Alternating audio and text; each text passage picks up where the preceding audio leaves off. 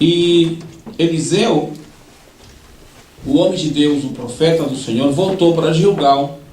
Gilgal era um lugar que dali, quando o povo de Israel estava entrando na terra prometida, fez o seu quartel-general, ali se preparou, ali adorou ao Senhor. Dali saiu para fazer algumas investidas, para atacar alguns inimigos, para tomar algumas cidades. Então Gilgal passou a ser um quartel-general, um lugar de adoração, um lugar de encontro, um lugar de convicção de que realmente eles tinham chegado na terra prometida.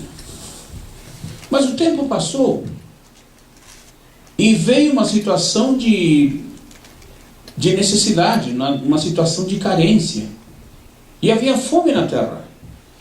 No segundo livro de Reis, no capítulo 4, nós temos um tema que vai do versículo 38 até o versículo 41.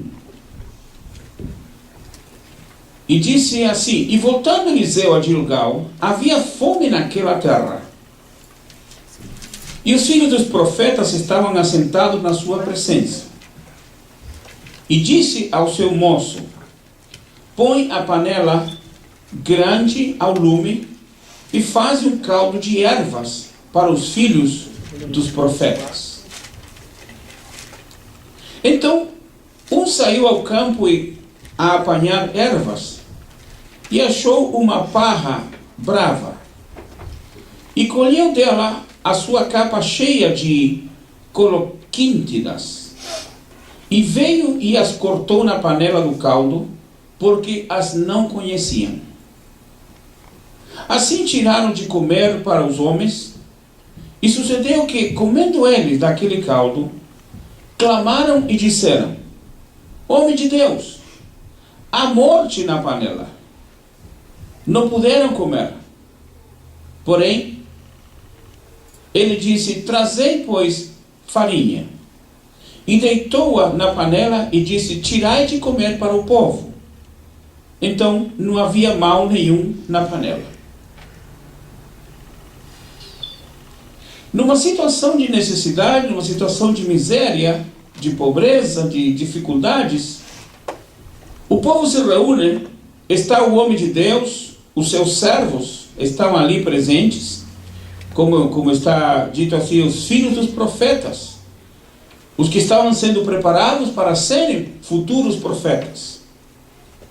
Porque Gilgal não somente tinha sido um quartel-general, Gilgal não somente tinha sido um lugar de adoração ao Senhor, mas Gilgal também era uma escola de profetas.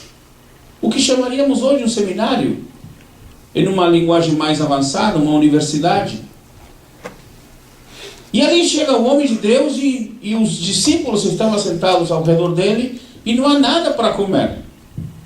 Aí ele disse ao seu moço, ao seu criado, aquele que está mais próximo dele: pega a panela grande, leva para o lugar certo e faça um caldo de ervas. Não é que eles eram vegetarianos, é que não havia nada para comer. Sai ao campo, pega algumas ervas, joga uma água e um pouco de fogo, e daí vai sair um caldo, e disso vamos comer. Ou seja, de fome não vamos morrer, pelo menos desidratados, ninguém vai morrer. E um dos moços saiu a buscar alguma coisa para colocar na panela. Aqui não fala em coisas que são próprias de fazer um caldo. Talvez uma coisa mais simples, uma abóbora, uma batata, um chuchu. Aqui fala, a minha Bíblia, a tradução, a palavra é até bonita, no versículo 39, uma capa cheia de coloquíntidas. Veja que palavra bonita, coloquíntidas. Como está na sua versão ali? As coloquíntidas. Melhorou? Colossíntidas. Agora você imagina o que é uma coloquíntida, uma colossíntida? É claro, está falando aqui de uma parra brava. Parra brava seria uma videira que não dá bons frutos. um tipo de uva que é totalmente diferente, tão diferente é que era venenosa. Mas o moço chegou lá e viu aqueles frutos talvez bonitos e disse: este vai dar um bom caldo. Chegou lá e foi picotando as coisas, jogou na panela e ferveu, e quando está tudo pronto, vamos comer, vamos beber. E a morte está na panela. Se pensar por um lado, se analisar esta situação por um ponto de vista, pareceria que a situação que está crítica piora. Não parece? É real. Não tem nada para comer, sai para procurar alguma coisa, para fazer um caldo. Encontra alguma coisa para fazer, porém, é uma coisa venenosa. O que estava ruim piorou. E aí alguém perguntaria: mas o homem de Deus não estava presente ali? Mas as pessoas que ali estavam não eram os filhos dos profetas, preparando-se para serem profetas também? Gilgal não era um lugar onde o povo de Deus adorava o Senhor. Gilgal não era uma escola de profetas, não era um lugar que dentro do povo de Deus havia uma consciência de que Deus não iria abandonar Gilgal. Alguém poderia ter pensado, então, um castigo de Deus. Ele está sob o castigo de Deus, sob o chicote de Deus. Como muitos crentes fazem quando veem que uma pessoa está com problemas, e isso é o castigo de Deus, isso é a mão de Deus. Mas o castigo de Deus é só quando o outro está passando o problema. Porque quando ele está passando o problema, é o diabo que está me atacando. Porque eu sou servo de Deus, então o diabo me ataca. Com os outros é o castigo de Deus, com ele é o diabo. Fica fácil assim. Como se diz, pimenta nos olhos dos outros. Mas há momentos em que Deus permite que o homem de Deus, que a mulher de Deus, que o servo de Deus, que a serva de Deus, que o povo de Deus enfrente momentos difíceis. Não é só por causa do pecado. Senão, Deus não teria permitido que se colocasse na Bíblia o livro de Jó.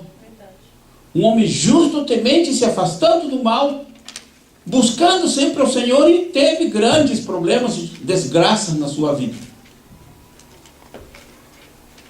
Então essa teoria de que a pessoa que passa problema está sendo castigada por Deus não é tão certa, não. Não é toda a verdade, é parte da verdade.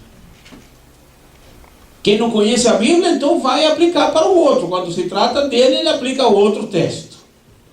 Porque o outro texto é melhor para mim. Mas a Bíblia diz que com a vara que medes, serás medido. Enquanto a pessoa diz: o diabo está me atacando, a outra pessoa está vendo como está sendo castigado. Porque se a pessoa usou desse jeito, vai ser usado com ele. É uma coisa que eu estou dizendo? Não. Abra sua Bíblia. No grande livro de Obadias. Livro que tem aproximadamente 21 versículos. Está depois de Amós e antes de Jonas, para facilitar.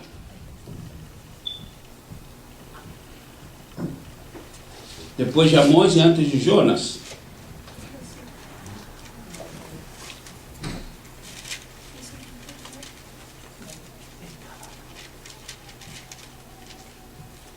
Encontrou?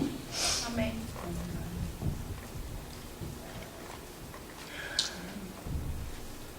Veja especificamente o versículo 15.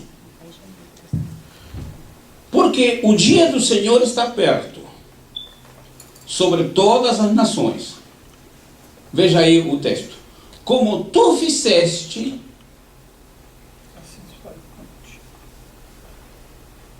o que diz depois? Assim se fará contigo. Como tu fizeste, assim se fará contigo.